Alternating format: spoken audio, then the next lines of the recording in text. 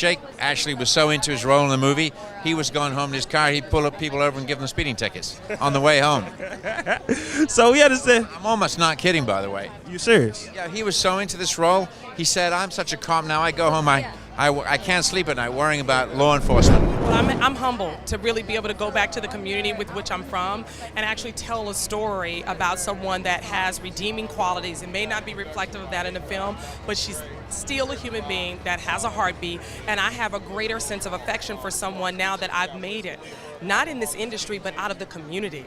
I made it out of the community. I wasn't a statistic, but who am I to pass judgment and not be able to tell Bonita's story in such a way that tells you, you know what, we need to help Bonita, as opposed to passing judgment on her being a crack addict. Why don't we find a way? So if I show that in a film, then the neighbor to that person will come and actually be able to help uplift a person in that nature. So I felt it was important for me at this time now to come back and do something of this nature.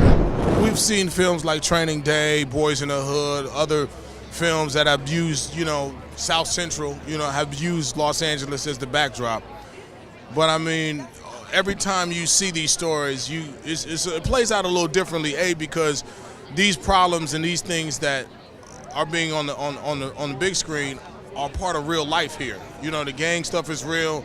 The police corruption is real. But to see it played out in different stories and just get to have more details brought out through filmmaking, I mean, it always pops out. So I'm excited to see how this plays out on screen. Like I said, I'm a big fan of Jake and Michael, so I know their dynamic is going to be able to tell the story how it should be told. The film actually transcends the genre, because we've all seen the police procedural before.